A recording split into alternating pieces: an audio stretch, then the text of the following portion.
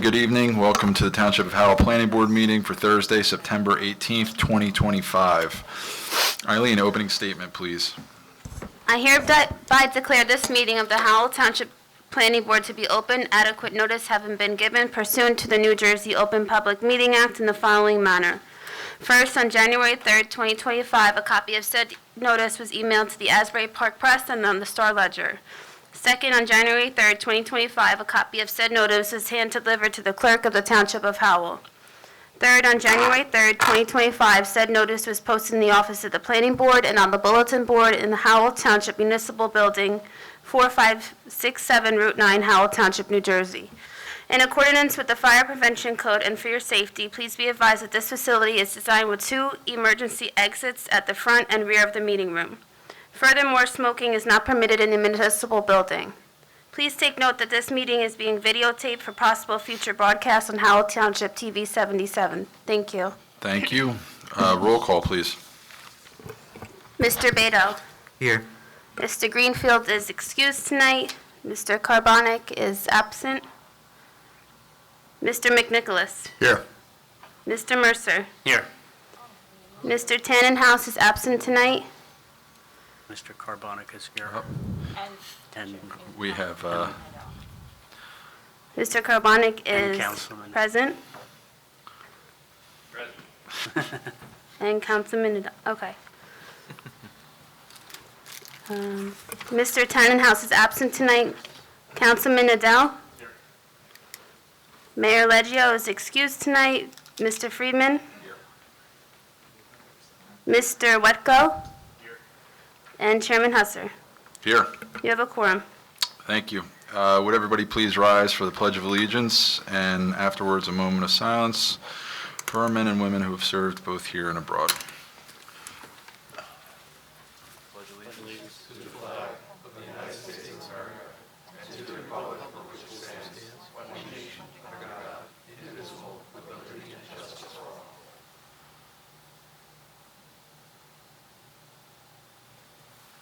Okay, thank you. Eileen, are there any minutes?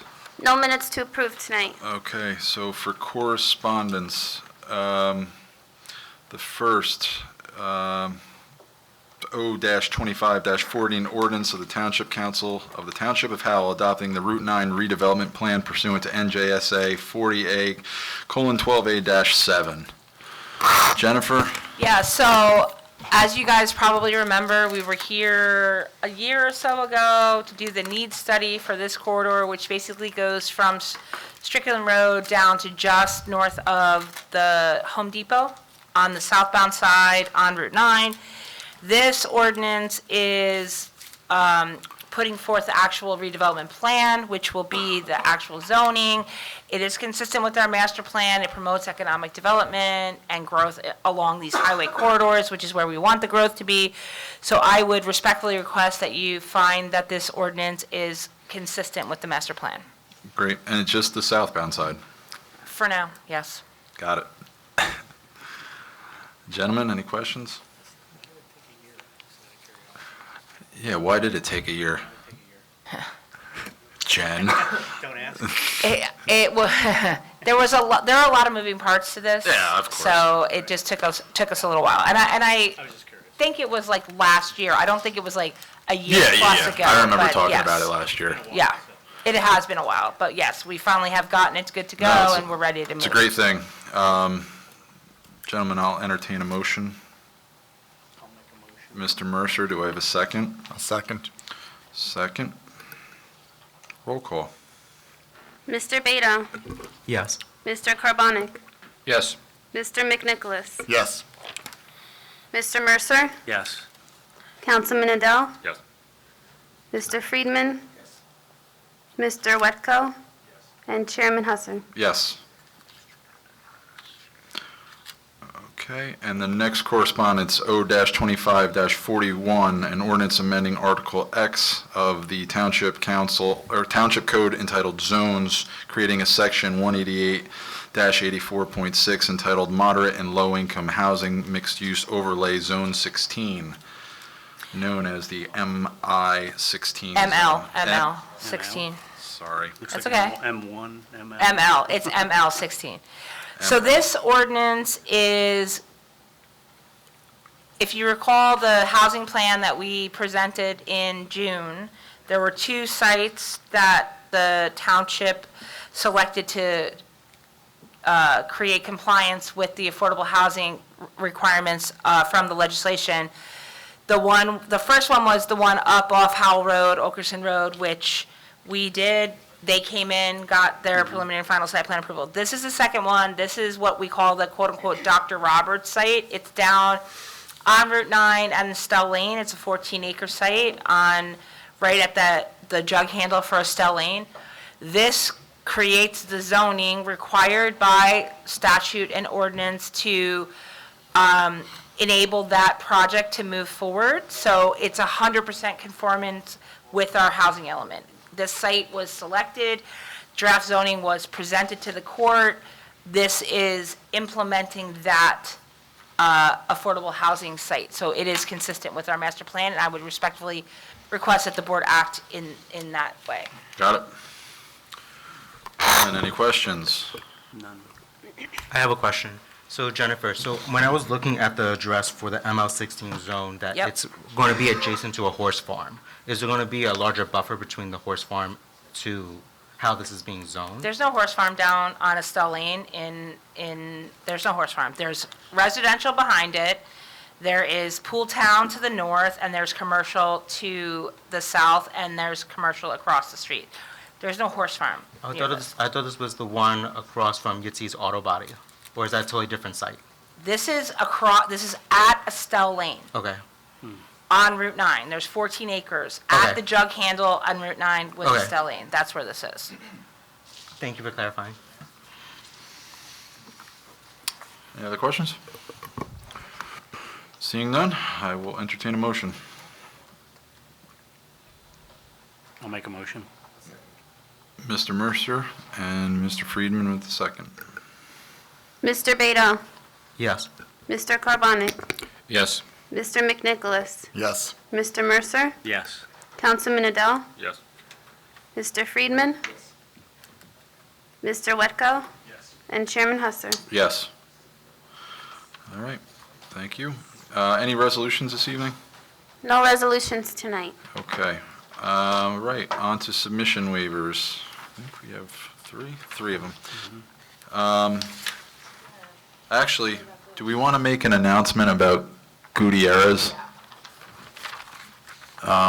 This evening, if you're here for case number SP 1034A, Gutierrez Properties, this application's being carried to December 4th, 2025 with no further notice, with an expiration date of December 31st, 2025, so that will not be heard this evening.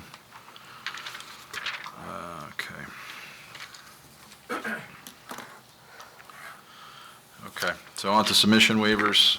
First, case number SP 1143, Richard Chabelle. Counselor, good evening. Good evening, Salvatore Alfieri of Cleary, Giacobbe, Alfieri, and Jacobs on behalf of the applicant. Okay. Jordan, I guess, and Jennifer. Good evening, Mr. Chair and board members. Jordan Rizzo in for Laura Newman tonight. So Richard Scheibel is 2 lots on Route 9 north, just south of the 195 entrance ramp. There's a couple buildings there today, and the project is essentially to demolish those and build a 3-story office building. We outlined the checklist waivers on page 5 of our August 8th, 2025 letter.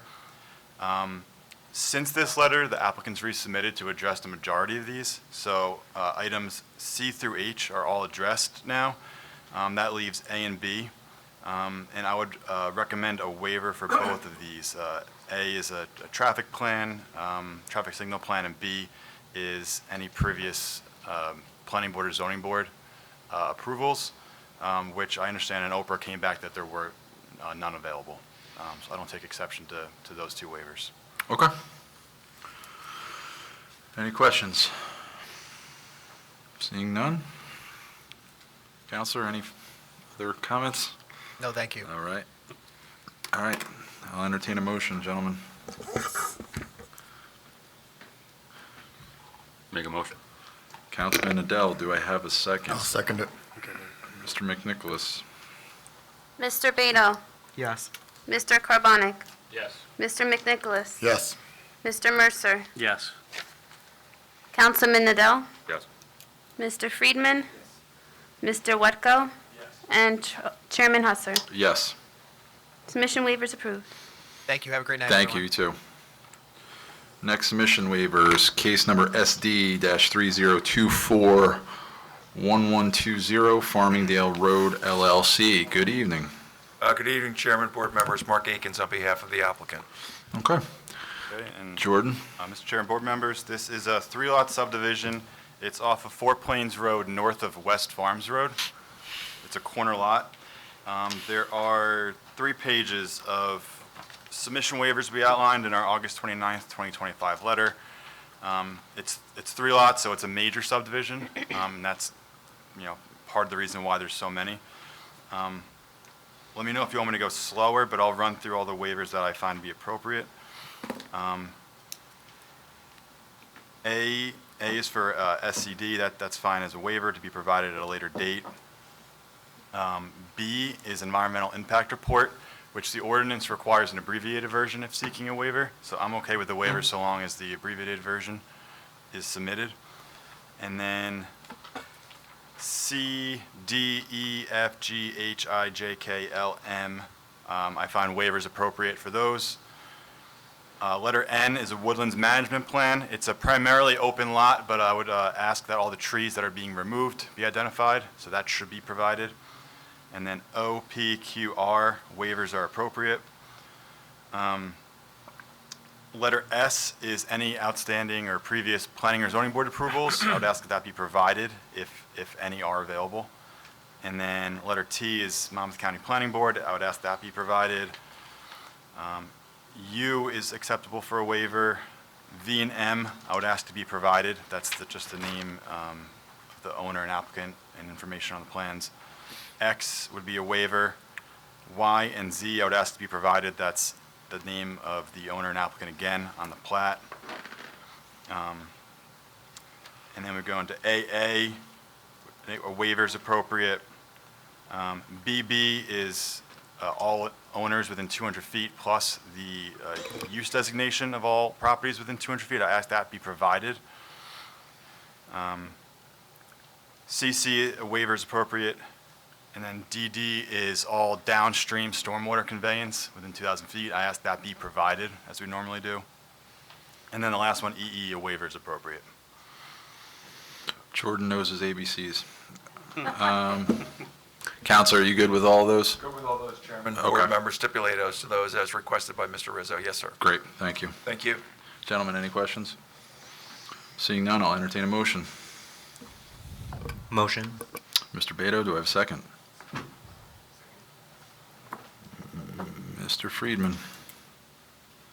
Mr. Beto?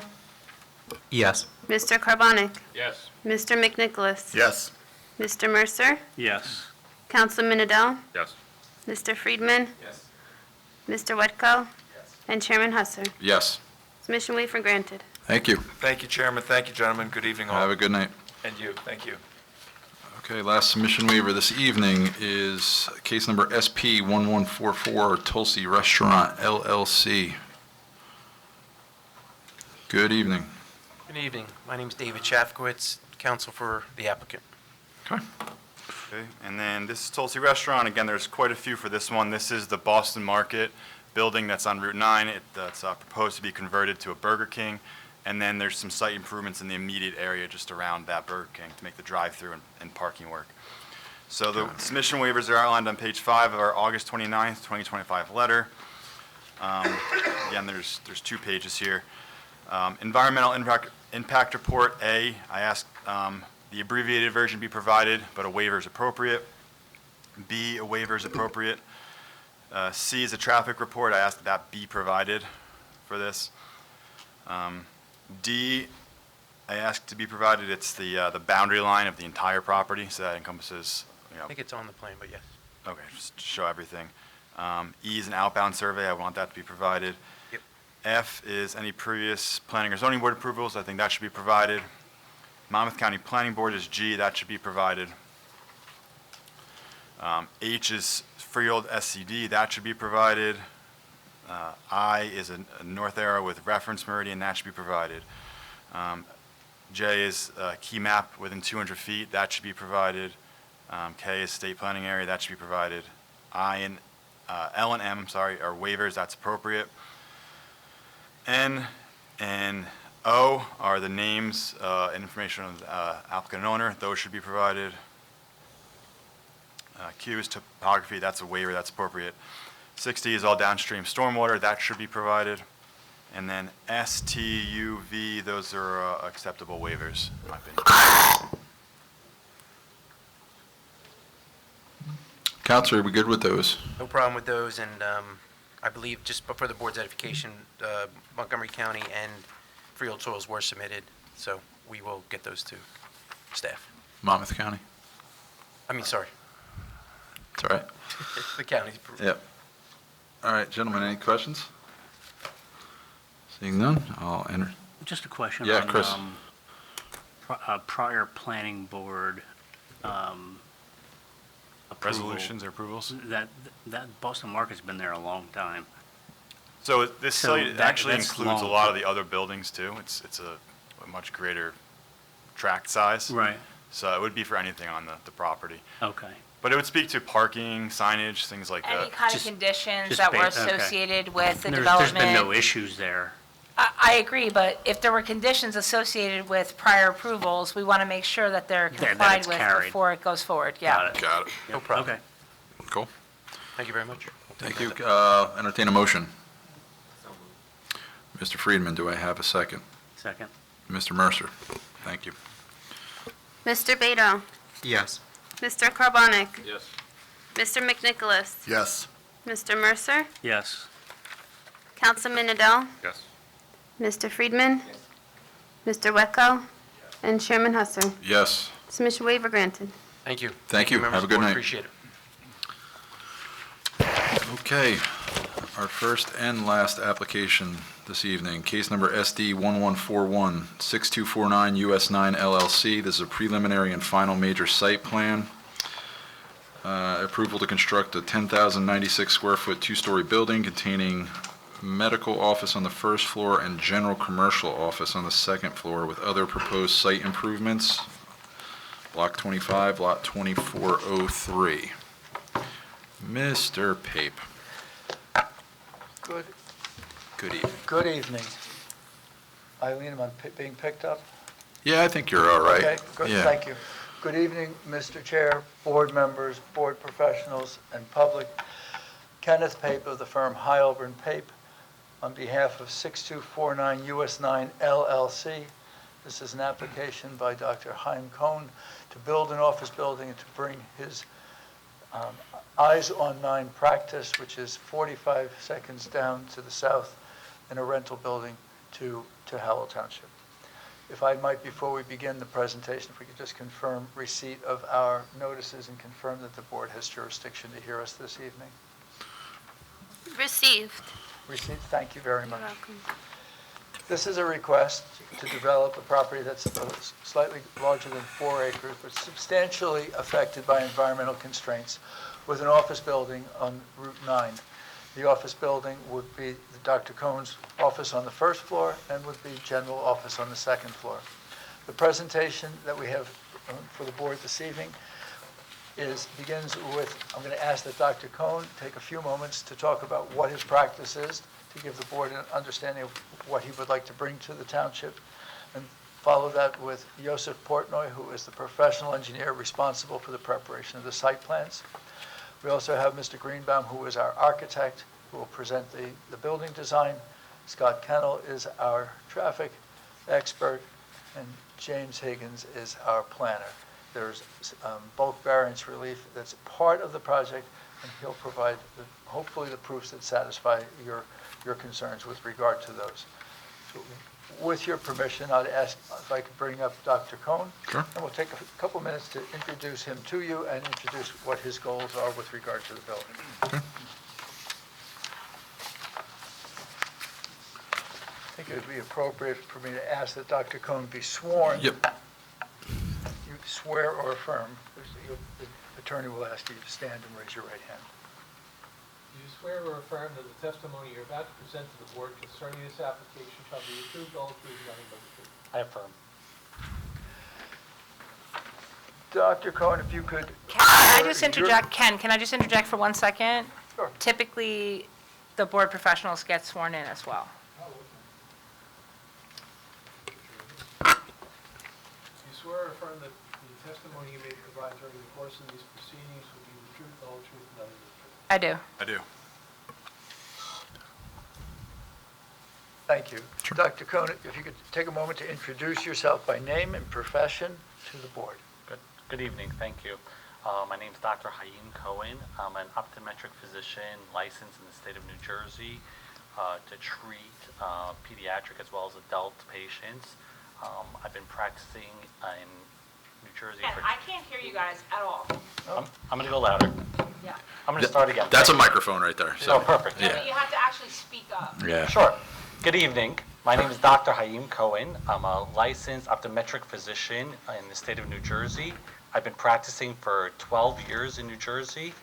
I'm currently at my location at 6951 Route 9 in Howell. About the past 8 years, I'm a tenant there. And one of the reasons why we're here today is that hopefully we'll be able to construct my own building and good. My current location's 0.7 miles away from hopefully the future location. Some of the services that we provide to the public, to the community of Howell, is we diagnose and treat diseases of the eye, as well as provide eyeglasses and contact lenses and different visual aids to help patients see better.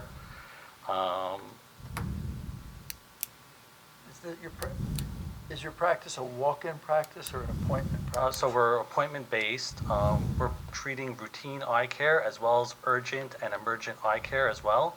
We're dealing with a significant amount of emergencies. But each patient calls and we schedule them at the appropriate time. And how many people work with you currently, and will that be the same number here? I believe it'd probably be the same number. Currently, there's 11 staff plus myself, so 12 people.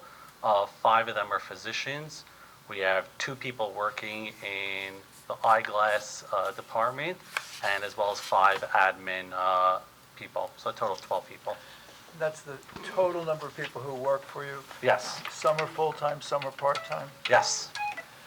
What are your hours of operation currently, and what would your hours of operation be here? The hours of operation would stay the same. We're open Monday and Thursday, 9 to 7, Tuesday and Wednesday, 9 to 6, and Friday, 9 to 3. So that's Monday and Thursday, 9 to 7, Tuesday and Wednesday, 9 to 6, Friday, 9 to 3, Saturday and Sunday, we are closed. I'm going to ask you, the number of patients, number of clients that your group sees in a typical day? Typical day is somewhere between 60 and 75 patients a day. You could see that we have a number of exam rooms throughout the design. Some are general routine eye exam rooms, and then some of the rooms are specialty eye care. For example, a dry eye treatment room, which would be used probably once or twice a week. There's going to be another room that's a specialty contact lens room that's going to be used once or twice a week. Another room to evaluate and treat glaucoma, probably be used once or twice a day. So you'll see a number of rooms there, but they're really not all being used on a day-to-day basis. Because of their specialty? Right, because there's special equipment and it has to be designated in that room. Do you anticipate that you have an established practice? Would you say 8 years in one location right down the highway, it's an established practice? Yes, we are an established practice. And the 60 to 70 patients that you shared as your typical day, do you anticipate that that'll be the flow that you continue to have at this site? That I would hope to be the current flow of the new site as well. Is this something that you're willing to like make a condition? Because medical office being approved is one thing, but medical office with all these like patient stipulations, number of employees, et cetera, may change the dynamic a little bit. So I understand it's your practice and you want to occupy this building. So would you be willing to stipulate to all of those things that you said, the hours, the employees, the number of patients, et cetera, as kind of a limiting factor for the proposal. I think we're very comfortable with the hours, and we're very comfortable with the number of practicing physicians and the staff. The number of customers and clients that are serviced, we're not prepared to stipulate that we're not going to be allowed to have more than that. There could be a need. They're all by appointment, and it can be, the flow can be managed. So the others can be so stipulated. Mr. Pape, similar to that, would you also agree that I guess the first floor is dedicated to the eye doctor office, and that's medical office, and then the second floor is going to be restricted to general office? Absolutely. There's no medical that'll be on the second floor, and the first floor is Dr. Cohen's proposed space. Okay. But taking a look at you, it's kind of surprising that you've been in business or a doctor for 12 years, to be honest with you. We age well in New Jersey, I guess, you know? So I wanted Dr. Cohen to begin the presentation to you with himself and his practice. Yeah, appreciate it. Thank you for that opportunity. He'll remain for the rest of the evening. With your permission, we're ready to go to Yeah. Mr. Porter. Thanks, doctor. Thank you very much. Thank you.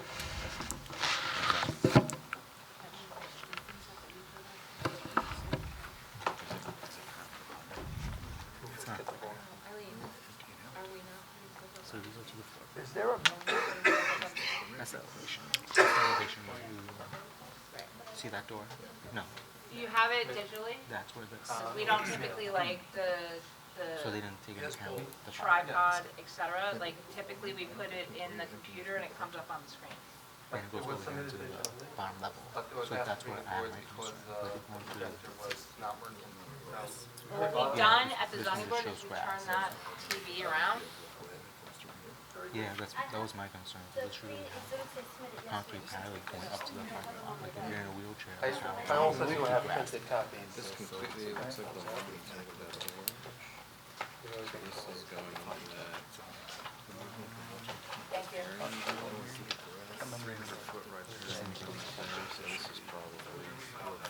It's like this one. Yeah, send it to me. And then hold your breath for payment. This is here, monitor. What I was reading in the code, Yeah, so you can put it up here and when you pull it to here, and then it goes up on the screen. Yeah. Here, and then pull it to here. it can be raised anything you want. Right in the where That's a good question. For it to be effective. Oh, so Okay, the building- is this working? This is not an environment, long-term maintenance. but Bring that up. Be critical because then they'll be the ones that have to maintain. If we may, Mr. Portner, I'm going to ask if you Oh, be they changed sworn, and then we'll share your credentials with the board. Sir, do you swear or affirm that the testimony you're about to present to the board concerning this application now pending before it shall be the truth, the whole truth, and nothing but the truth? I affirm. For the record, sir, please state your name and provide your business affiliation. My name is Joseph Portnoy, Portnoy. I am the principal at Civil Core Consulting. Would you take a few moments to share your education and professional background? Yes, good evening. I'm a licensed professional engineer in the state of New Jersey. Have a bachelor's and master's degree in civil engineering from NJIT. I've been working about 12 years in land development and civil engineering. Is your licenses in good standing on Yes. this date? Yes, they are. We will accept your credentials. Thank you. I thank you. I'm going to ask if you could identify the exhibits that you intend to rely upon this evening in your presentation. Yes, so there were several previously submitted plans that are registered as exhibits. Now, if needed, A9 is a set of site plans, A10 was a property survey, A26 is a circulation plan, and there were several new exhibits that were prepared for the hearing, which are designated A29 as a riparian zone exhibit, A30 as an existing aerial exhibit, and A31 as an aerial layout. And Mr. Portner, what exhibit would you like on the board as you begin your testimony? If we can pull up A30, the existing aerial exhibit.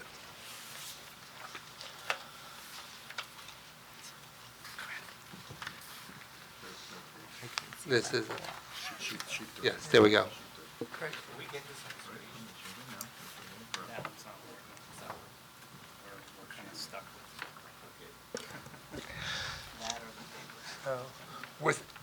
With A30 before the board, I'm going to ask if you could identify the property's location and size. The property is Block 25, Lot 2403. It's fronting on New Jersey State Highway Route 9 northbound, just south of Alexander Avenue. It's approximately 4.17 acres. And if you could, with the same exhibit, take us around the property and identify the surrounding uses. Yes, so on the north side of the property, along the Route 9 frontage, North is up? north is planned up on this. Okay. Correct. Thank you. There is a commercial business, I believe a furniture store, along the Route 9 frontage, along the rear portion. If you see the outline, the red outline of the property, sort of like a hammer shape. There's a narrow stem, along Route 9, and then there's a wider part in the back that's wooded. Along the north part of that's fronting is to the back of a rear of a property fronting Alexander Avenue, a residential property. To the east is vacant land, which is part of the property to the south that wraps around, which is part of a residential, there's a residential development, a multifamily development, and to the south along the Route 9 frontage is a commercial, another commercial site. And on the west, on the opposite side of Route 9, are additional commercial properties. What road do you keep referencing immediately to the north of you? Alexander. It's Estelle Lane. I'm sorry, It's Estelle. Estelle I'm sorry, Lane. Estelle, Yeah. sorry. If you would, Mr. Portnoy, what is our client's property zoned? The property is in the HD1S, the Highway Development 1 South zone. Before you prepare the plans with the design that's to be presented to the board, what environmental investigations did your firm undertake? So we have, there is a stream that runs through the property. It starts to the north in the jug hand. It flows, in the surface stream starts in this area at the jug handle and flows to the north of the property and then flows through the rear of the property through that hammer part of the property in north to south direction. It's a Category 1 water, and there are freshwater wetlands located along the stream. So we prepared a flood hazard verification to DEP to verify the regulated areas, and which we have received, which confirms the delineation of the flood hazard area and the riparian zones. We've also submitted for a NJDP LOI to confirm the wetlands. It is still pending, but the LOI, the DEP has confirmed, they've confirmed that the flags were accurate. They've asked us to add a 150-foot transition area, and we've resubmitted it to DEP for final sign-off. So even though it doesn't have the LOI was not issued, we're confident in the line. So the plan that you're going to present, if you could confirm that all of the environmentally constrained properties that are either part of the flood hazard area or part of the wetlands with the 150-foot buffer are excluded from those areas that we propose to develop. So we are proposing development, we are not proposing any development within the wetlands or transition areas. We do have some encroachment in the riparian zone, which has been permitted by the DEP as part of a flood hazard individual permit. But requires a variance from us. Correct. What is the total area that is environmentally constrained? So if we could pull up the exhibit, I believe it is A29, is the riparian zone exhibit. So this exhibit illustrates the limit of the riparian zone on the site. As you know, it's a 300-foot riparian zone, So that's measured 300 feet from the top of bank of the stream. So the stream is in the back, but portions, the northern part of the site is constrained by a 300-foot riparian zone that's extending through the next two properties. The riparian zone takes up more than 85% of the property. We have left, besides for there's approximately 0.62 acres which are unconstrained by riparian zone out of the 4.17 acres. I'm going to ask if you could, in an executive short sentence or two, now describe what our client is asking this board to consider favorably this evening. Okay, if we can pull up exhibit, the A31 was the aerial layout.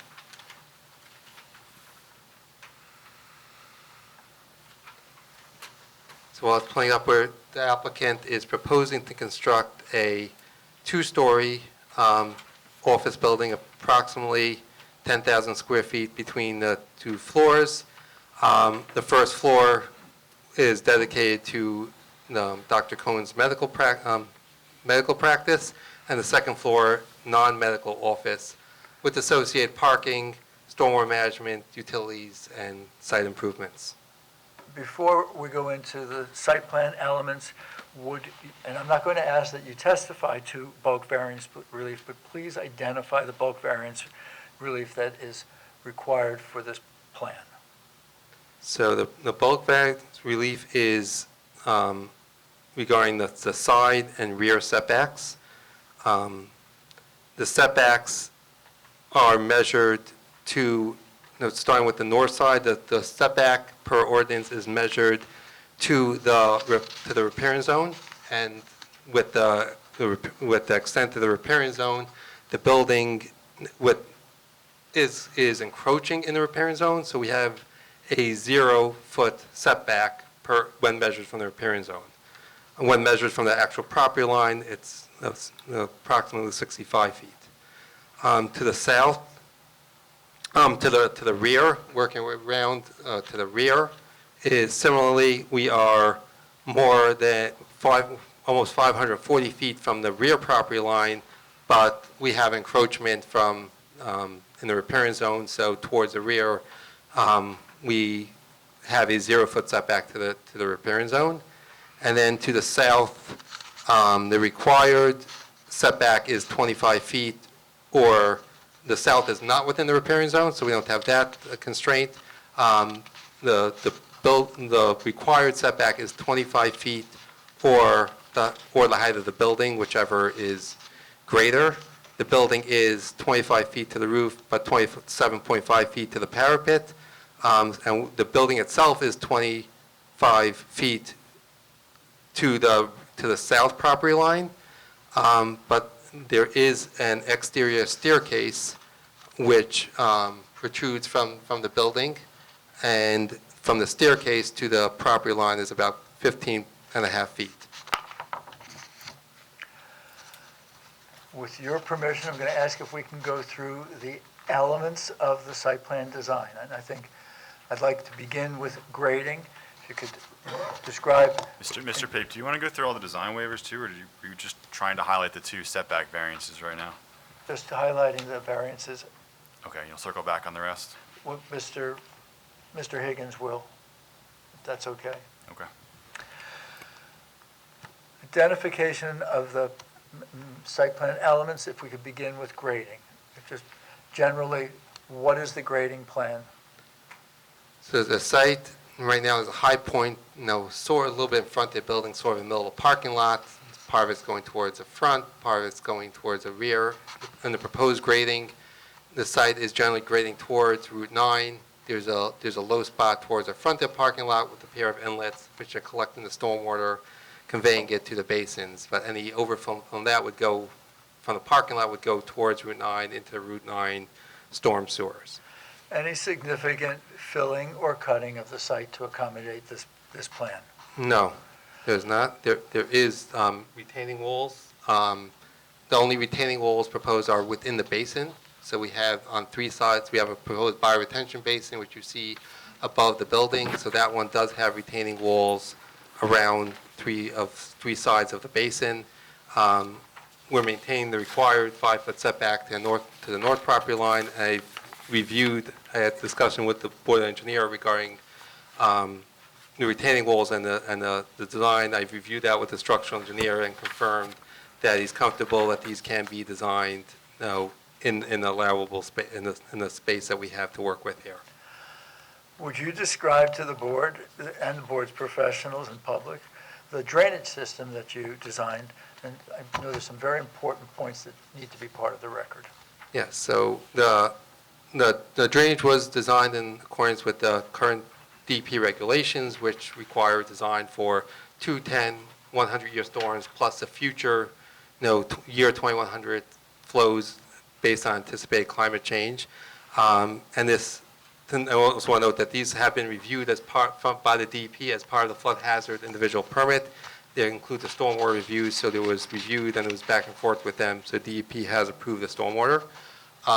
It consists of three strips of porous pavement within the parking lot, which pre-treat some of the stormwater from the parking lot. There's a bioretention basin, which is shown above the building. So the parking lot area is treated and managed by the porous pavement, bioretention basin. And then under the center of the parking lot is a subsurface infiltration basin. The roof runoff goes to that subsurface basin. Overflow from the bioretention basin also goes into that subsurface basin. All of that is connected as a discharge into the Route 9 storm sewer, and this design will be the pending application to NJDOT will also be doing a stormwater review on that for compliance, and as they're be receiving any overflow from the system. So the DEP has seen it, the DEP has approved it. Has it also been designed to be consistent with Howell Township stormwater management requirements? Yes. So, and is it designed so that it's a privately owned system that creates no responsibility of maintenance on the township? Correct. I think that the board is aware that in recent years, the state of New Jersey now requires the creation of an operations and maintenance manual. That maintenance manual is reviewed by the township, and when found to be approvable, it is then recorded as a lien against the property that places the permanent responsibility of basin maintenance on the property owner. And you'll undertake that O&M manual and submit it to Mr. Rizzo for his approval. Yes. I'm going to ask if we could go from drainage to the lighting for the property. Yeah, so lighting we have a lighting design prepared that has a very different fixture. It was designed to meet the ordinance minimum is 0.3 foot candles. We requested to review IES requirements. So I'm just going to interject. We told you at a TRC to comply with IES. Does the site comply with IES? The site complies with IES for the minimum and average. It does exceed the So that's a problem. So I would suggest going back and complying with IES as you were told to do at the TRC. There's not going to be relief from IES. So we understand you're not going to comply with the town standards. We see that on a regular basis. But the board requires compliance with IES.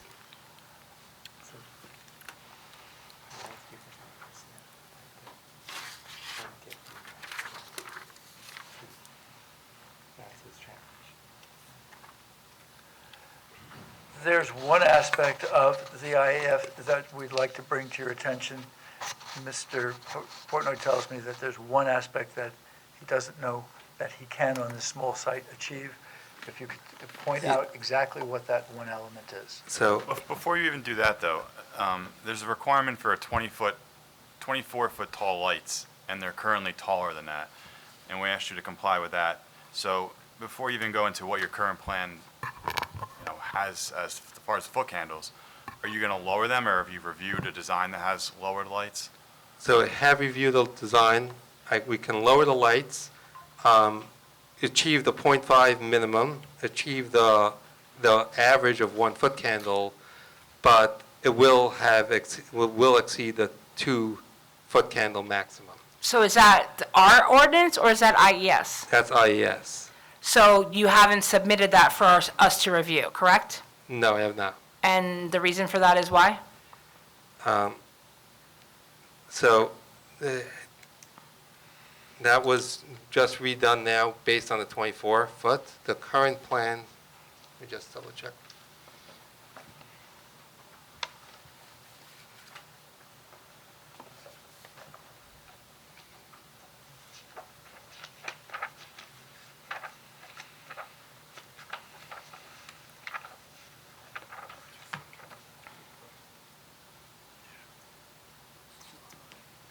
So the plan that was submitted had a minimum of 0.5, the max of 2.1, and an average of 1.2. So it was, the average was 0.2 above IES, and the max was 0.1. But the plan submitted doesn't have the correct heights.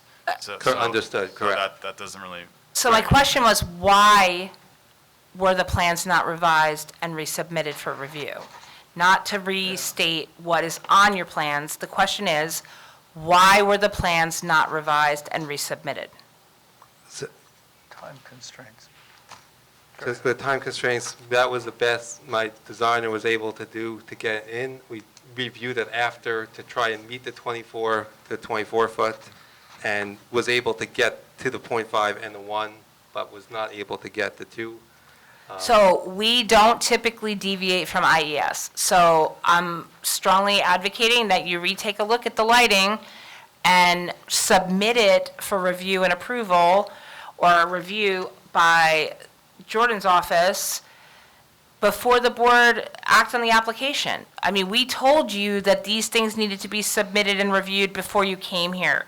This is not a board that likes to typically push things off on resolution compliance. They like to see how the site is going to function. And honestly, I don't know, Nick, you've been here a long time. Have we ever had someone come in and say they can't comply with IES?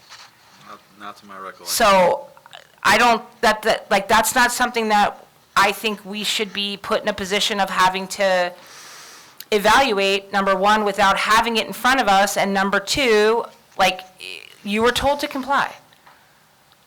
We recognize that our lighting ordinance is challenging, correct? Correct. We recognize that, and therefore, and if Mr. Tannenhouse were here, who is a lighting engineer, he would be telling you comply with IES, which has been pretty much our standard fallback when compliance with our lighting ordinance does not work.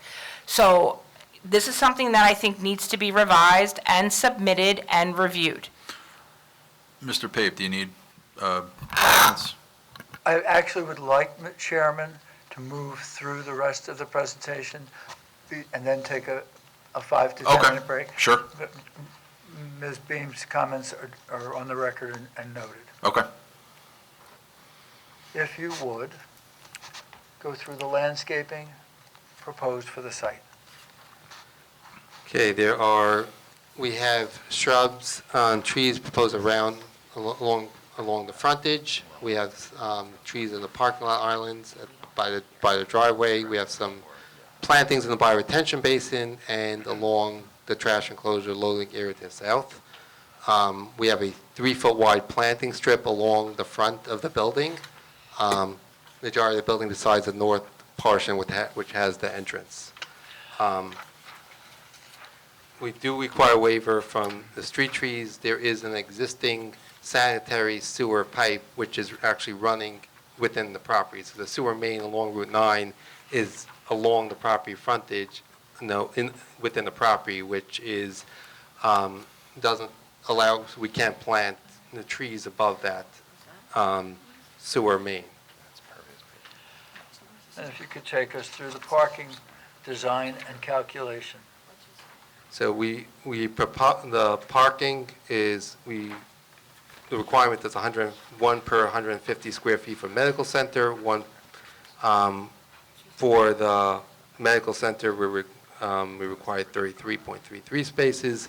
For commercial offices, we need 1 space per 300 square feet, and that would be 16.67. A total required parking of 50 spaces. We have 10 EV spaces, which each per code count as 2, so our adjusted, or it's sort of adjusted requires 45. Did you say 10 EV? I'm sorry, 5 EV Five, spaces which essentially count count as as 10. Okay. Which count as 10. But 5 physical. Yeah, so our adjusted requires is 45. We have 46 spaces, so we comply with the parking requirement. Can we go back to landscaping, just, like, did you go through Sherry's comments in Jordan's letter? Like, proposed landscaping should be increased in height to comply. Landscaping around enclosure can be shifted. Like, did you go through this stuff? You're talking about the comments that are in the September 11th report? Well, what I'm looking at is a July 15th report, so I'm just asking, which is what was on the website. So I get that there was a most recent report, but my question is, have you gone through all these comments of the letters that are available to the public on the website and comply, don't comply, need waivers? What are you doing? We have responded to that. We responded to that, and there's an updated September 11th letter, which addresses our revised submission, which I have in front of me. So there's 5 comments for landscaping that are left. Yes. That's correct. One of them is about street trees, which your response is that you can't provide due to overhead and underground conflicts. Mhm. There's a balance of 4 comments. Will you address all of those? Yes, we will.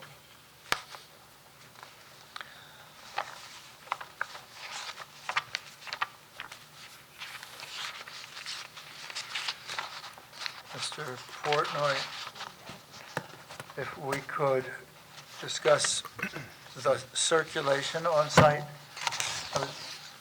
We're proposing a divided access from Route 9, a split in ingress and egress with an island, a flush curb island, and the traffic engineer could discuss more regarding the access to Route 9. It'll be subject to DOT permitting. We've modeled the parking lot for a fire truck, refuse truck, and passenger car to confirm that the circulation works. We have this proposing sidewalk along the frontage along Route 9, which will be part of our DOT permit application, and the sidewalk extends to the front of the building. And I will share with you that about a year ago, I met with Chief Prochnow to go over the plan, and he issued a report.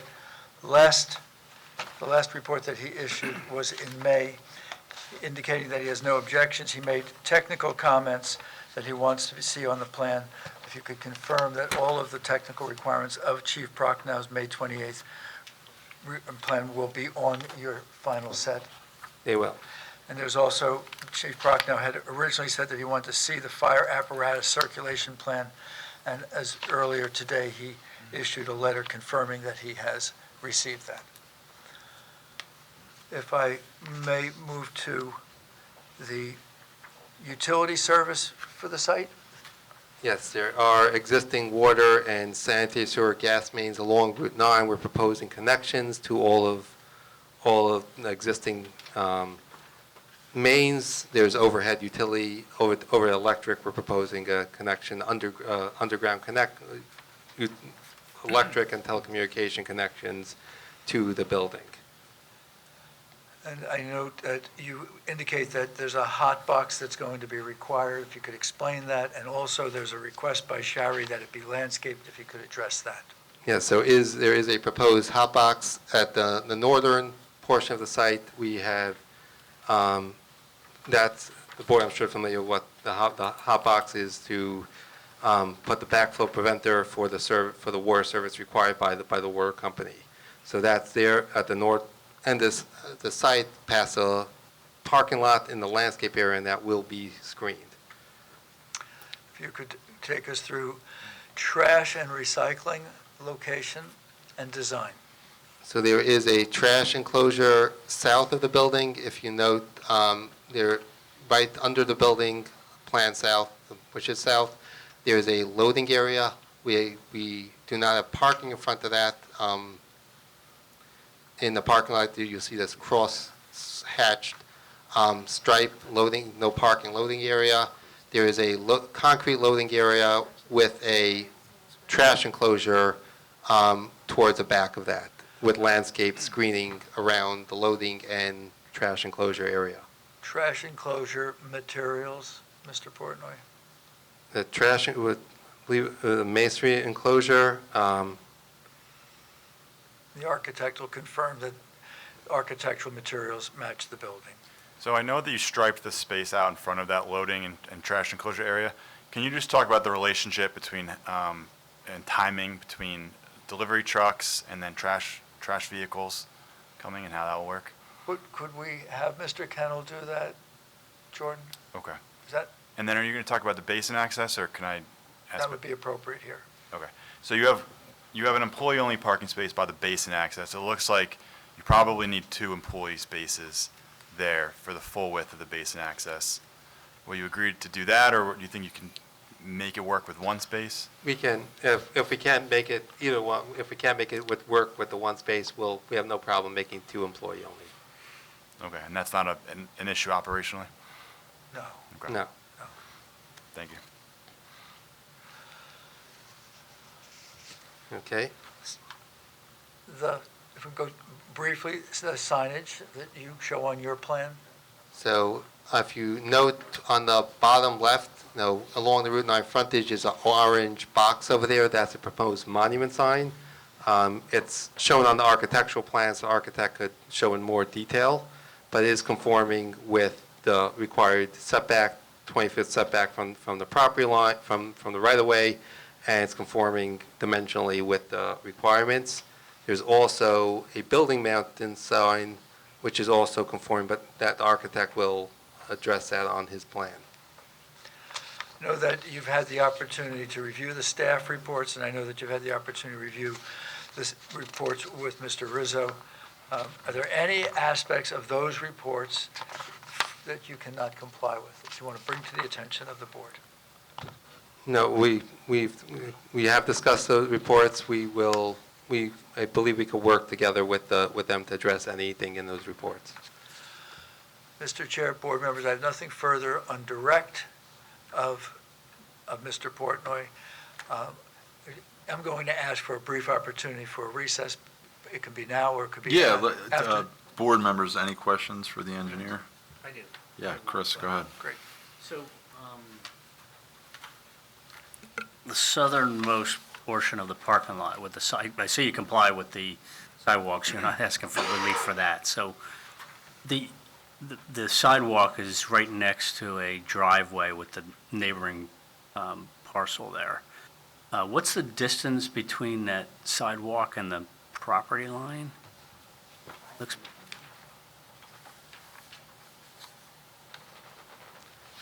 It's about 4 feet off the property line. okay. Yep, agreed. And that 4 feet right there, is that just even topography? So in other words, is it, if you're on the sidewalk, are you on the same grade as the driveway on the southern property? The southern property, Yeah, is it? I mean, give or Is take. it raised? Because water could shed down to that.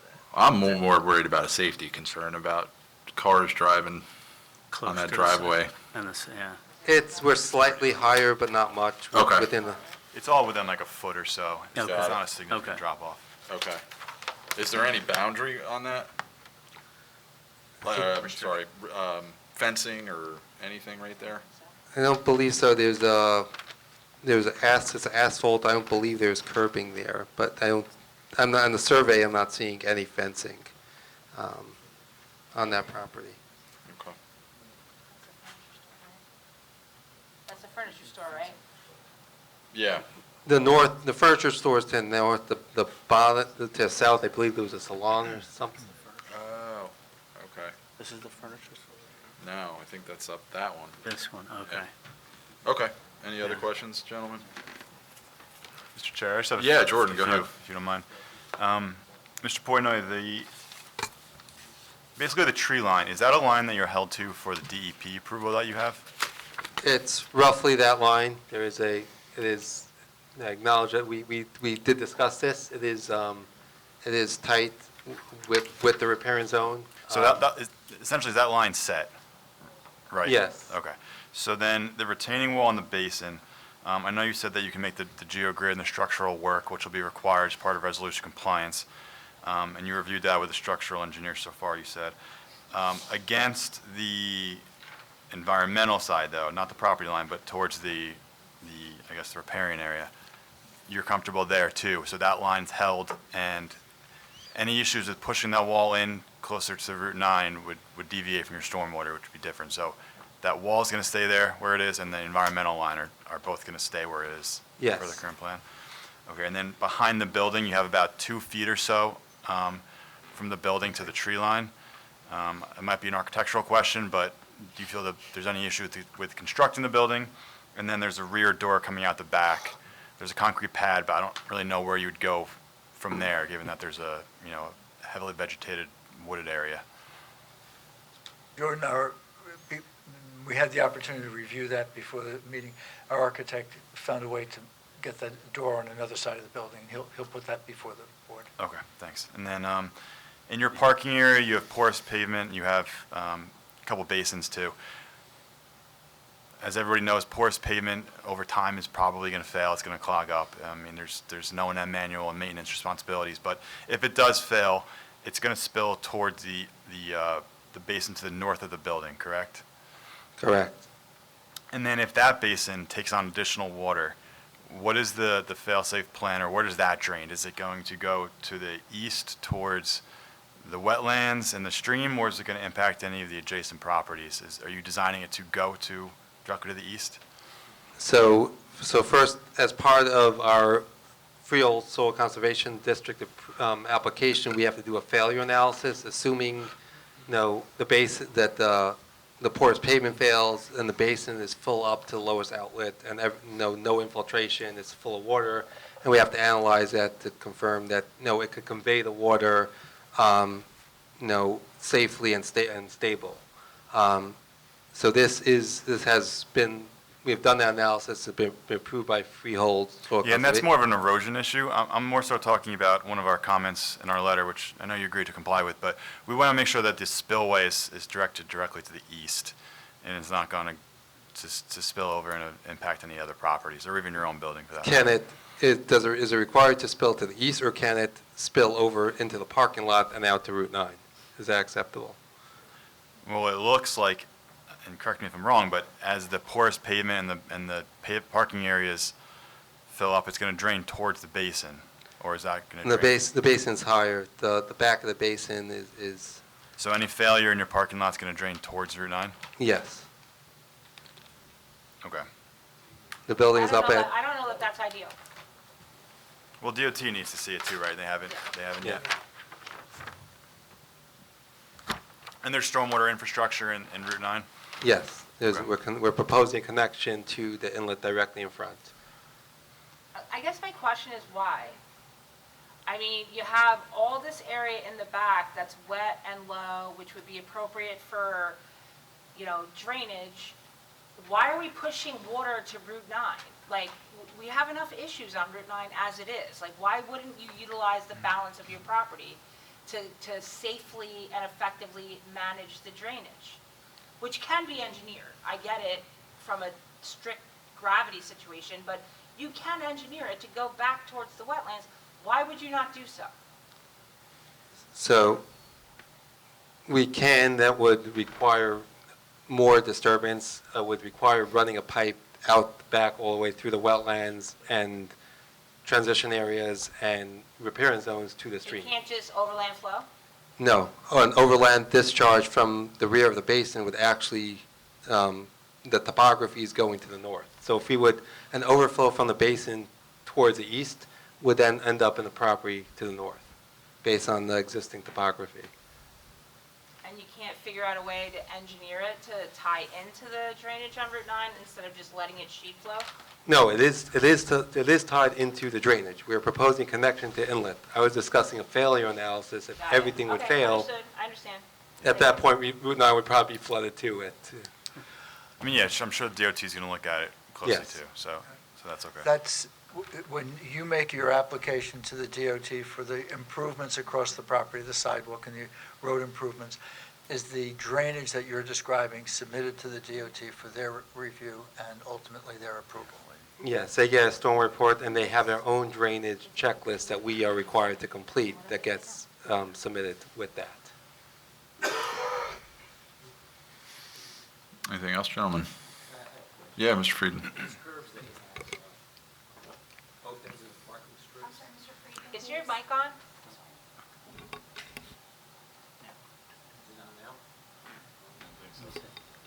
You'll know. Okay. The planted landscape beds that you have at both ends of the parking, Yes, I noticed from the plans that those are simple concrete curbing. yes. Can we do mountable curbing there?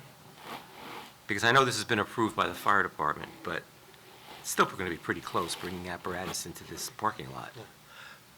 With your permission, we can change those curbs to mountable curbs. We're going to have to look at that.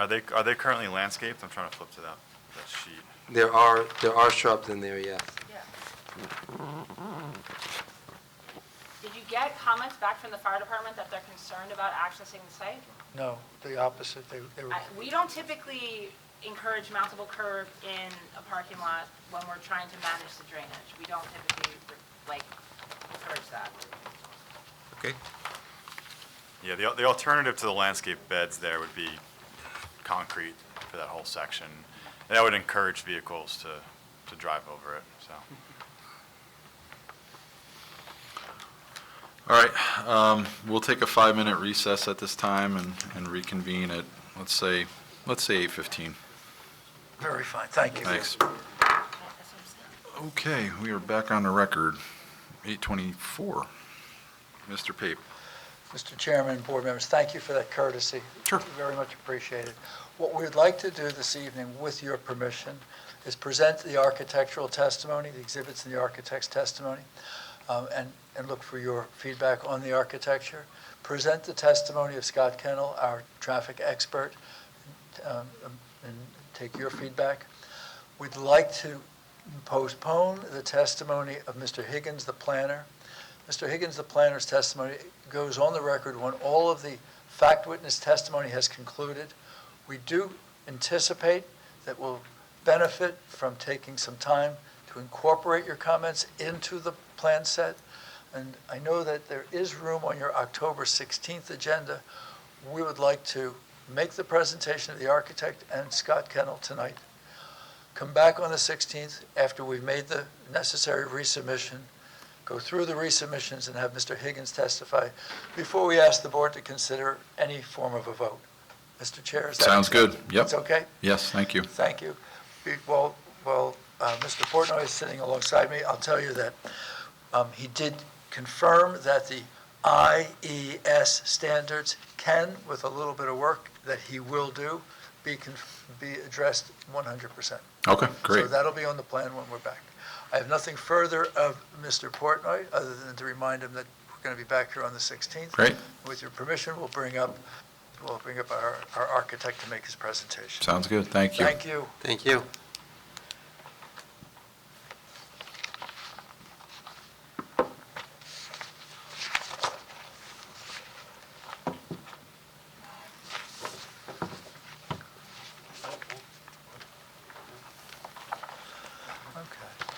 I'll take them over.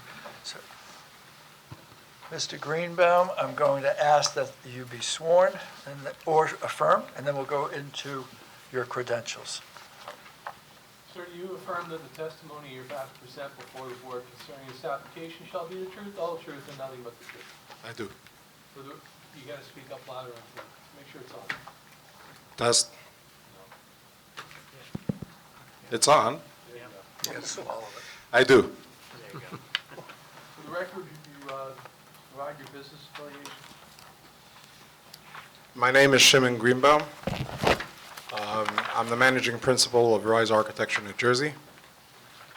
We're a full-services architecture firm that actually combined we're licensed in 18 states. I personally hold licenses, I believe, in about 10 or 12 of them. I don't have the exact count right now. I'm licensed in the state of New Jersey. It's actually my initial license, and my license is in good standing. Are the plans that are before the board this evening, the architectural plans that are before the board this evening, your work product? Yes, it's been performed under my guidance in the office. Mr. Chair, is Mr. Greenbaum accepted as an architect and allowed to testify? Yes, we'll accept your credentials. Thank you. Thank you. Thank you. I'm going to ask if you could take us through the building design. I think that if you would start by presenting elevations, the facade of the building. Sure. If we could pull up Exhibit A11.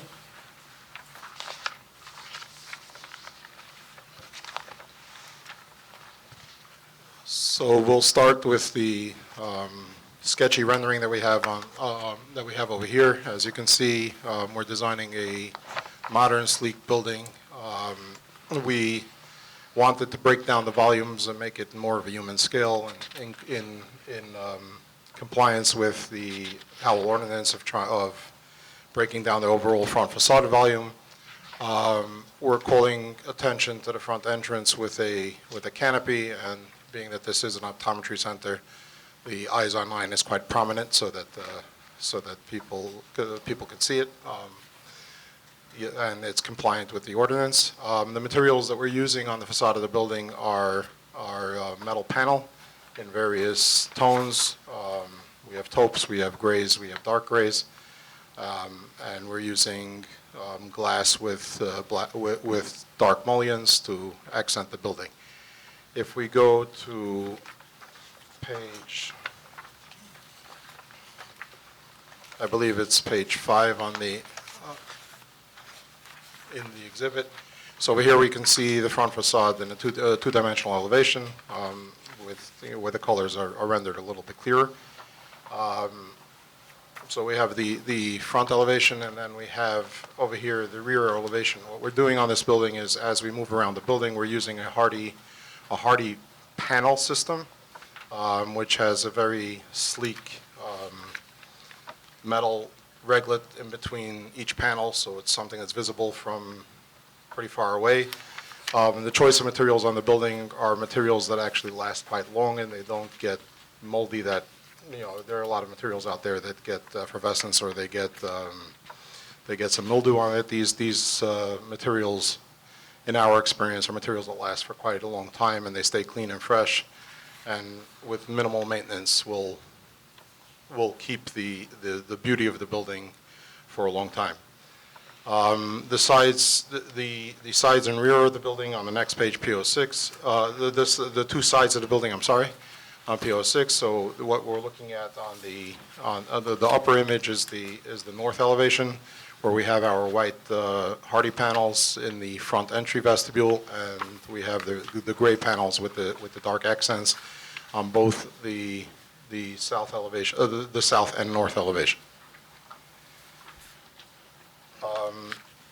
The building itself is approximate 5,000 square foot footprint. As stated earlier, the ground floor is a full-fledged optometrist office with exam rooms and a waiting area, and as well as the glasses area to be able to sell the glasses showroom and to be able to sell glasses and fit people with glasses. The second floor is for general office use, and that currently we're showing without a fit out. We're just showing what's required by code, which is the bathroom fixtures, but the fit out will be determined by the tenants that would be there, and obviously that fit out would be to code and to need. What is the actual square footage of the first floor and the square footage of the second floor, if we could put that on the record? The square footage of the first floor is 5,037 square feet. The second floor is 4,916 square feet because the front entry vestibule does have a double height space component to it. Can we just talk about that a little bit? Go ahead, Jordan. Do you have the total between the first and second floor? Of the first and second floor? Combined, yeah. I can With do the math, but. A little bit of quick math, we can get it. It's,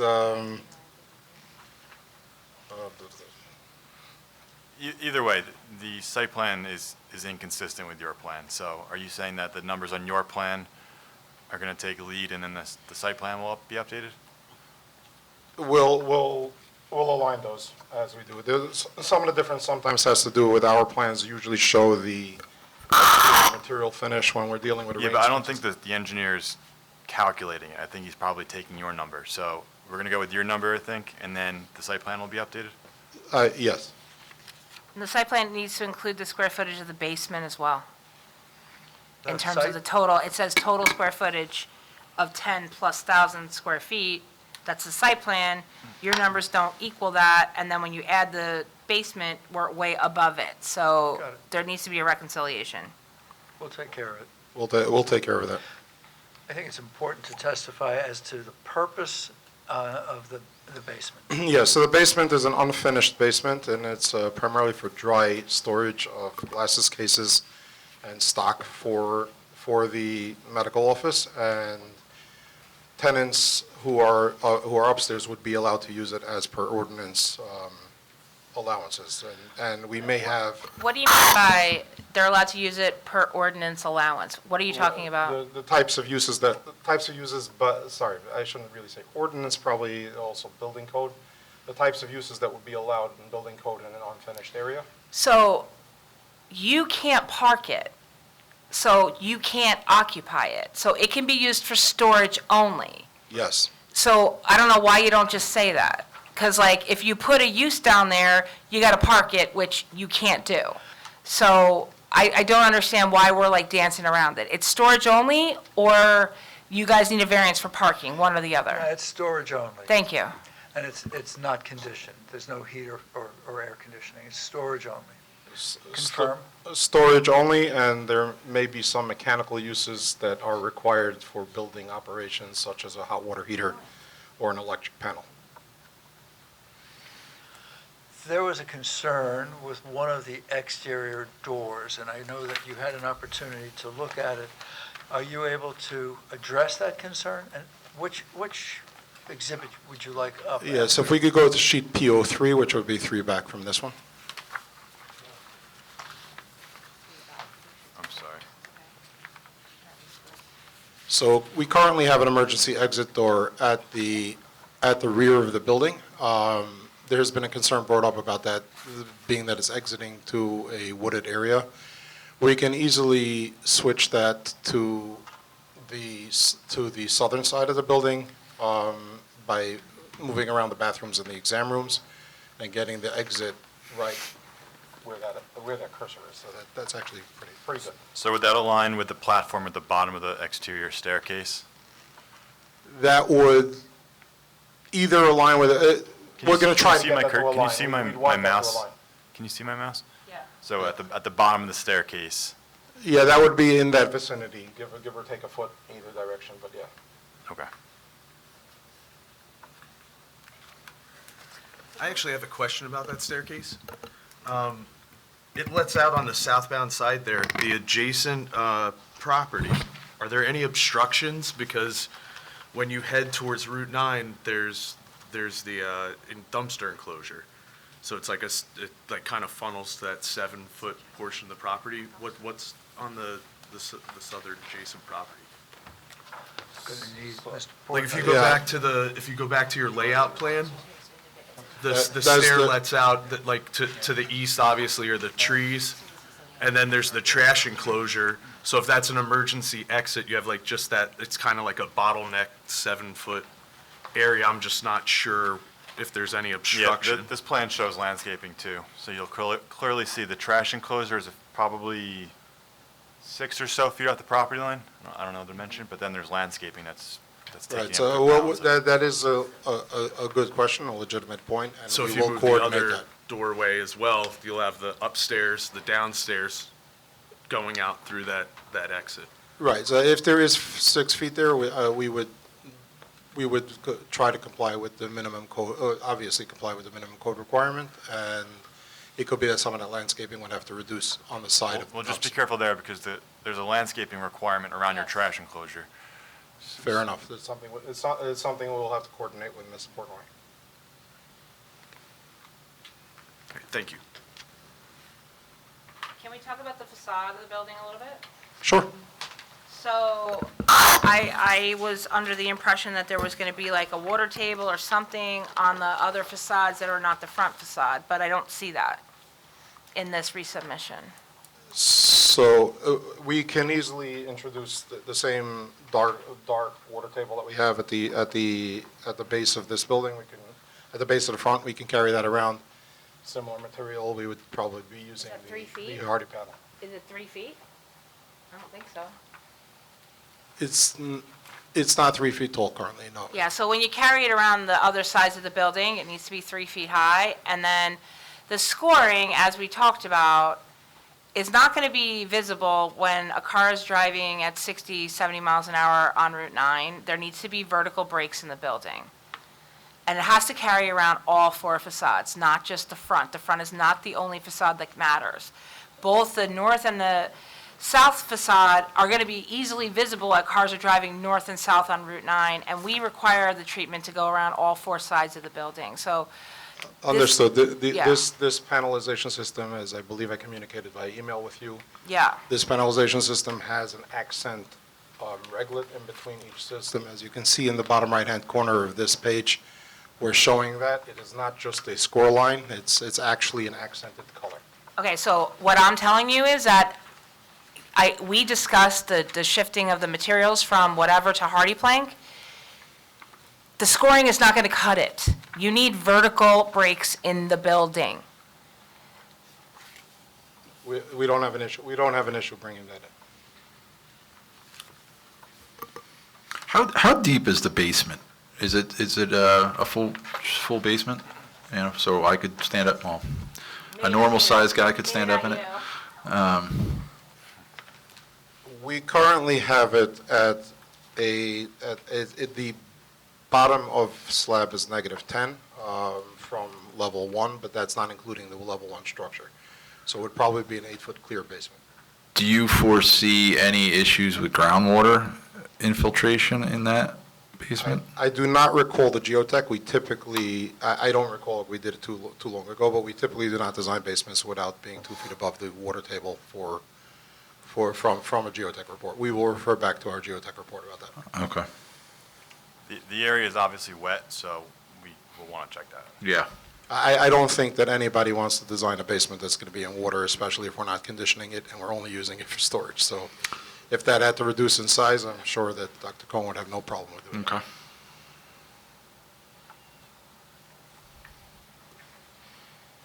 Anything further, Mr. Greenberg?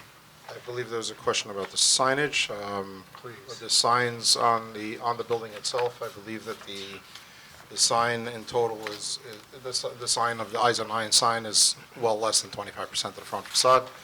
We do have a monument sign as well on the last page of this exhibit that was shown in the civil plan as well, that the location was shown in the civil plan. Could you share with Mr. Rizzo what page does he need? It's page P07, it's the last page of that exhibit.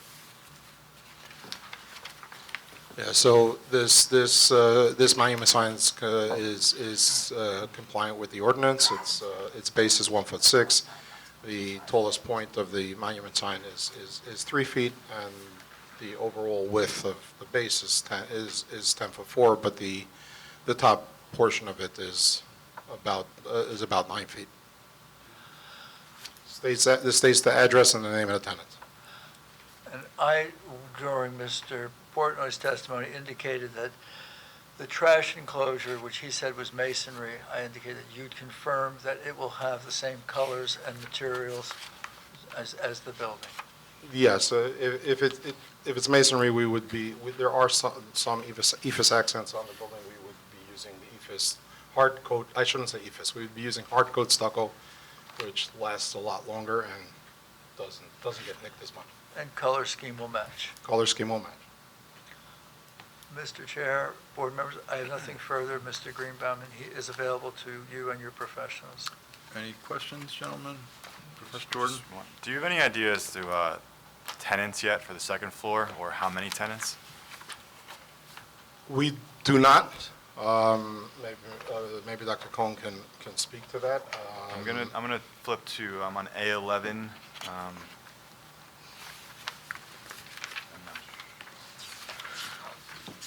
Page 4. Yeah, so, typically such a floor would hold at a maximum two tenants, possibly three, but not much more. That, three would be too small. So if there's more than one, is there going to be any issues with the entrance, or any, like, how would multiple tenants enter, if that would be the case? There would be a hallway introduced. Okay.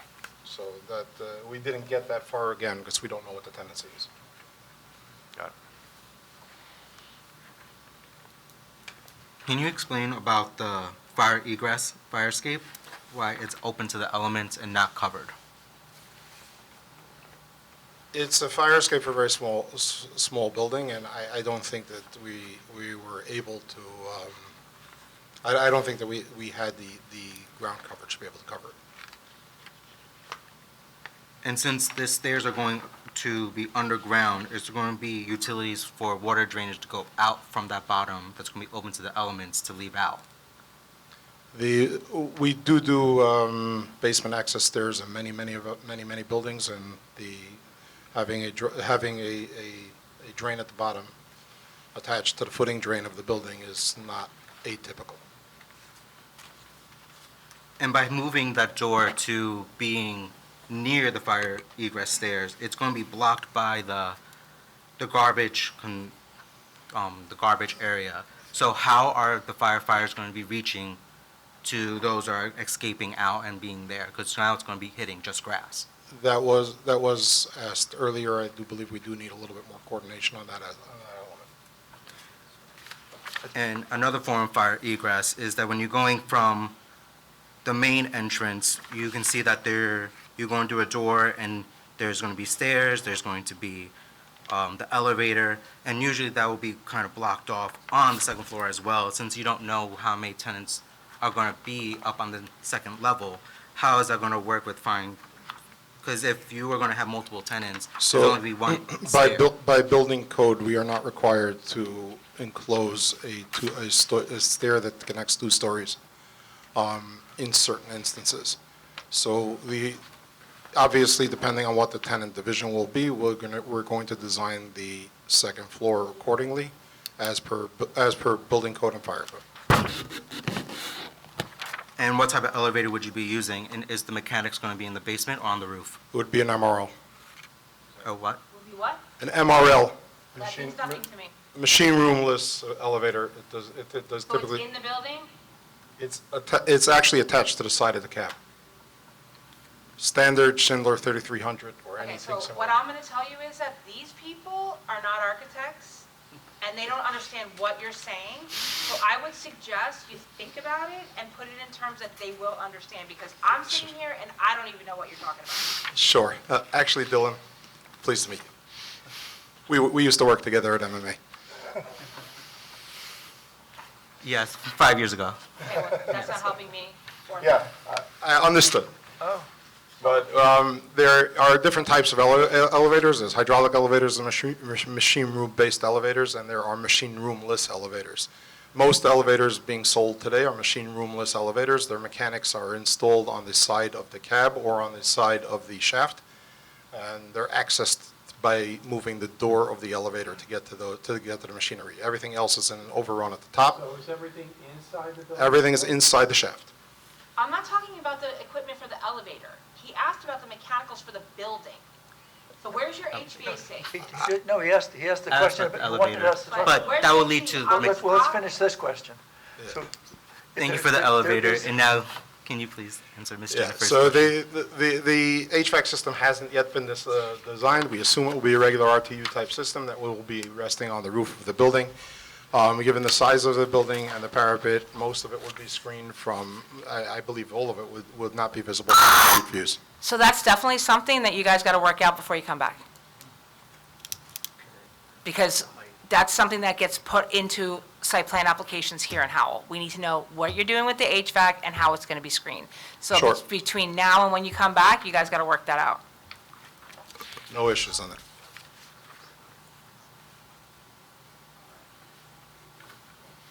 Anything else? And do we meet any ADA for restrooms and within the exam rooms? Within all the ADA and accessibility requirements will be met. Okay.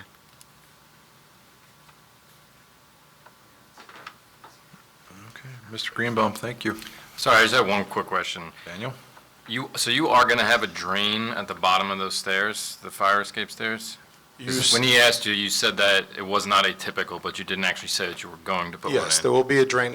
There will be a drain at the bottom of the stairs. So that's like 10 feet underground, right? Yes. Where is that going to go to? That connects to the footing drain of the building. Okay. So we typically, in most of our buildings, we will have a footing drain around the perimeter of the building under the ground. That footing drain, which is typical design in construction, anytime we have an areaway or a basement window or anything like that, any of those drains at the bottom of those wells are always connected into the footing drain and into that system. Okay, gotcha. Thank you. Are we ready? Okay, yes. Okay, thank you. Thank you. So much. Thank you. Mr. Scott Kennel is our third and final fact witness. He, as the board is aware, is a traffic expert. His credentials have been before you more than once, but let's swear him in. Do you swear or affirm the testimony you're about to present before this board on this application shall be the truth, the whole truth, and nothing but the truth? I do. Scott Kennel, Kennel, with McDonough and Ray Associates, located at 1431 Lakewood Road, Manasquan. You take just a few minutes so that the record is complete to share with the board your credentials. Yes, I'm a principal with McDonough and Ray Associates. I have 40 years of traffic and transportation planning experience. I've testified in over 2,000 site plan applications for both developers as well as municipal clients. And I've been qualified by New Jersey Superior Court as a traffic expert on 4 land use matters. And I've probably done over 1,000 NJDOT access applications. Thank you, Scott. We'll accept your credentials. Thank you. Scott, I think, what would you like to have? The site plan, the rendered site plan would probably be a good one.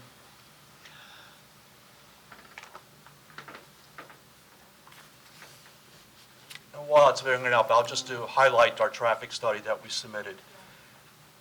My office prepared a traffic study dated January 13, 2025, and it basically summarizes our data collection, inventory of existing conditions, traffic projections, driveway operations, and then discusses the on-site circulation, the site plan design.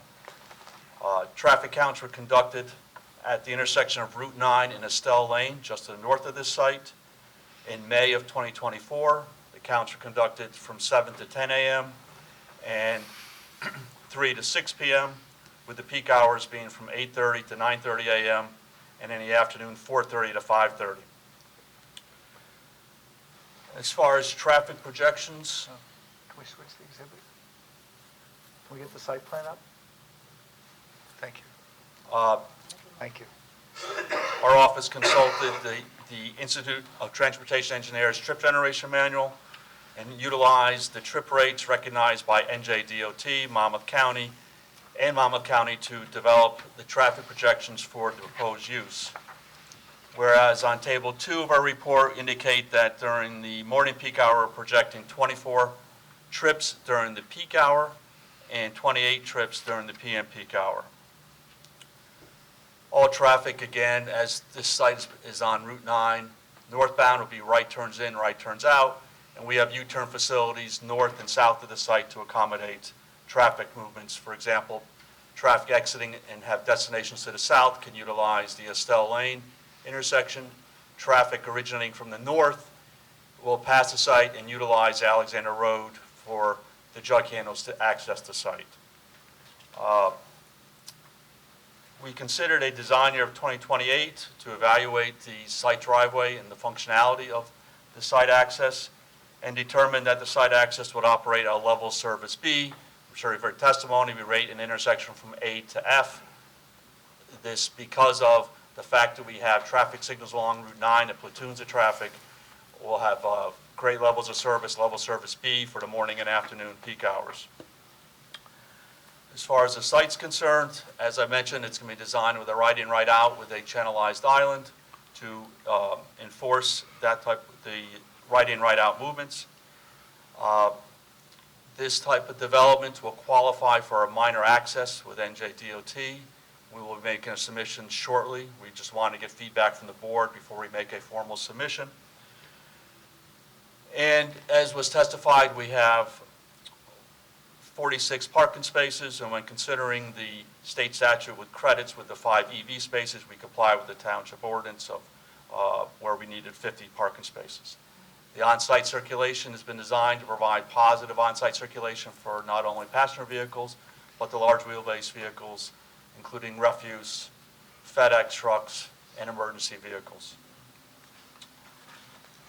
So in summary, it's my opinion that the site has been designed to operate safely and efficiently. The site access with a right-in, right-out, with excellent sight lines, will operate safely and efficiently, in my opinion.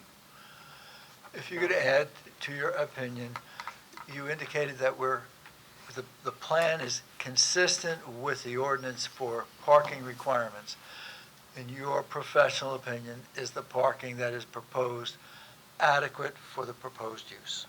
It's my expert opinion that yes, that the parking provided with the mixture of medical and general office space is adequate to support this building. Mr. Chair, board members, I have nothing further on direct of Mr. Kennel. Jordan, do you have something? Yeah, I just have one question, please, Mr. Kennel. Looking at this exhibit here is A31. I know you haven't submitted the DOT yet, but can you kind of explain the striping in Route 9? Is this a shoulder that kind of bends into the island here? And is that appropriate from a DOT standpoint? And then it looks like it opens, you're exiting as cars are coming and probably shifting into the right lane? Yes, I mean, we have, basically that's considered the taper area of introducing that lane that's in advance of Estelle Lane. Access points are allowed along the taper from the shoulder to an auxiliary lane. Okay. In my opinion, that taper striping they have there is not consistent with the appropriate length. It really should be longer than what's shown on the plan, but that's how DOT striped it. I mean, typically it would be 150, approximately 150 feet in length. But based on my experience and the fact that we're on the taper, this would be accepted by DOT. Okay, so the striping's there and the driveway location is appropriate to the striping? In my opinion, yes. Okay, thanks. Any questions, gentlemen, traffic-wise? Would it be more efficient to have two separate driveways similar to the building to the south? One entry point into the lot and then a second exit point back to Route 9? Well, again, in that one to the south is kind of an English design. Mm-hmm. And I think that was kind of more or less established based on the fact that that building exists. That's, I think, that it better accommodates the larger vehicles because of the placement of the building being closer to Route 9. So that kind of was predetermined based on the building itself. DOT prefers to have, you know, a two-way driveway. They do accept, obviously, bifurcated driveways or like the one to the south.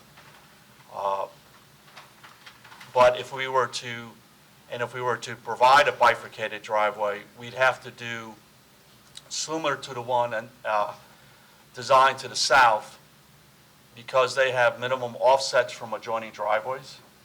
So what happens here is I couldn't have the entry at the southerly corner, the southerly end of that property frontage, because the geometry would be overlapping on the geometry of the driveway to the south. In other words, you wouldn't have the proper offsets from driveways. So here, we're able to achieve and exceed the DOT standards with driveway spacing, because that's another thing they look at. But I think because of the building placement, this design's appropriate. All right, thank you.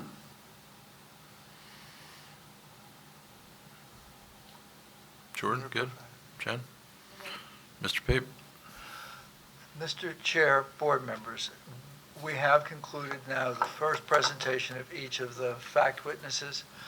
We have heard your concerns, and as you can see, we have a court reporter who will promptly give us a transcript, so we'll read every one of them. Will return on the 16th to continue the presentation of the fact witnesses to fill in those facts that were not before you this evening, and we'll conclude with Mr. Higgins that evening.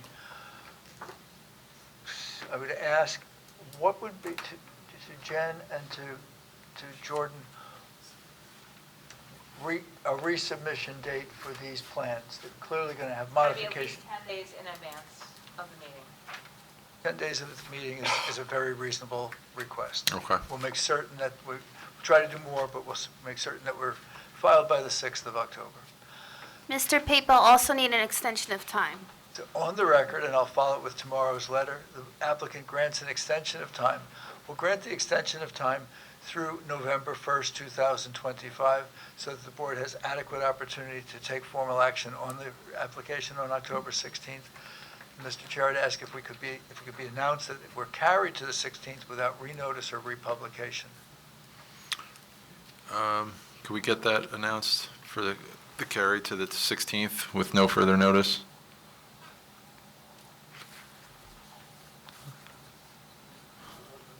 That's you, Pat. Yeah, it's okay. Yeah, for the record, the hearing in this matter is adjourned for this evening, will be reconstituted on the 16th. No further notice will be needed unless the applicant makes sufficient revisions to the plans that have been submitted that would trigger different or new variance relief. Thank you. Hey, Ken, while you're here, there was a question that was asked. Does the doctor have any tenants in mind of who are going to occupy that office space? He is under oath. We can ask him. Okay. Dr. Cohen, do you have prospective tenants? I do not have a prospective tenant at this time. Okay, thank you. So, but Nick, it has to be general office, like Yeah, professional yeah, yeah. office. Just It cannot be curious. medical office, Yep. yeah. No medical, yeah. Okay. If I may, because there was no opening of any portion of the evening to the public, if we just observe that there is no public here. There is no public here. Everybody is for the applicant. So it was not an oversight. Nope, not at all. Mr. Chair, members of the board professionals, thank you all. Good night. Mr. Pape, thank you. See you soon. Good seeing you. Have a great night. Thank you. Jennifer, anything for the master plan? So we received 3 objections to our housing plan, 1 from Fair Share, 2 from different developers. We are working internally. We had a meeting yesterday about how we're planning to address it. We have mediation scheduled, I think, the 30th in the afternoon, which means we meet with the judge, the adjudicator, and Fair Share, as well as any other interested parties to talk about how to move forward. But this part of the process, the mediation, will go from now through the end of this year, and any ordinances that come out of it will be the first quarter of next year. We may wind up having to amend the housing plan at some point, but I don't think, and this is for Eileen's edification as well, I don't think that's something that's going to happen until December. Is the mediation, does that include the developers that it does? Yeah, so Okay. it's a Zoom process because there are 400 towns that are participating, and everyone has until the end of the year to get done, and there's only 10 judges that are hearing this, so it's all being scheduled through Zoom. So, like, we, as the township, would be involved, Fair Share, and each developer, typically what they do is they put us all in separate, like, breakout rooms, and then the judge and the adjudicator jump from room to room and try to negotiate. Can I ask the developers that chimed in? Sure, it's public information. So the first is KHAV. Okay. Their objection is it's there, it's not overly aggressive. It's just asking for some information and some clarification and pointing out things. I will say that, we are, as a township, are reaching out to the objectors in advance of the mediation to see if we can kind of like limit what the overall issues are. The second one is American Properties, and they're not quite as cooperative. So we'll see. And then Okay. Fair Share Housing Center. But I will tell you, Fair Share Housing Center objected to every single plan. Everyone. 400 of them. Yeah. Are they saying it's not enough? They have, their objection to our plan is really not overly aggressive. It was just asking for some clarification. We have a disagreement on how crediting is happening and things like that, but they're really not saying that we're not doing what we're supposed to be doing. They just are Subjective. asking for us to kind of give them some additional information so they feel comfortable. The one objection basically is questioning the developability of the Foreman property. I'm like, that's great, it has a preliminary and final site plan approval, so I'm not really sure That's funny. how that's gonna work out, but, so, I think some of the developers object, not specifically just here in Howell, but in general, just to kind of get a seat at the table and try to see if there's the ability to negotiate anything.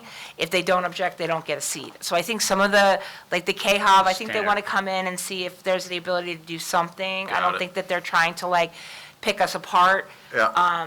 But Okay. I will tell you, we're in really good shape. So between Foreman, which you guys already approved, and then the ordinance that we deemed consistent today for Dr. Roberts' property, which is 9 in Estelle Lane, I would foresee that application coming before us relatively quickly. So, we're way ahead of a lot of other towns that are just in the planning stages where we're already in the process of implementing things. So I think it puts us in really good shape. But Cool.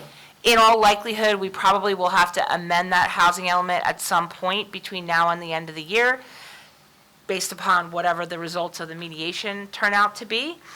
And then the governing body will have to implement some zoning in the first quarter of next year. Got it. Thank you. Some towns got lucky and only had information requests served on them. Yeah. Others got ripped where the vacant land uses they Oh. did got attacked, calculating on the need got attacked. Well, a perfect example is one of my towns, there were 14 developer objections plus fair share. 14 developer objections plus fair share. It's only on 3. Man, what should it be over? So I'm not really quite sure how we're going to navigate that before the end of the year, but we're in pretty good shape, especially as far as Monmouth County towns go. We really were very proactive in this round, and I think it shows in the responses that we got to the plan. Good. Well done. Look forward to, No reason to go into executive. I will entertain a motion to adjourn. I'll make a motion. Mr. Mercer, do I have a second? Thank you.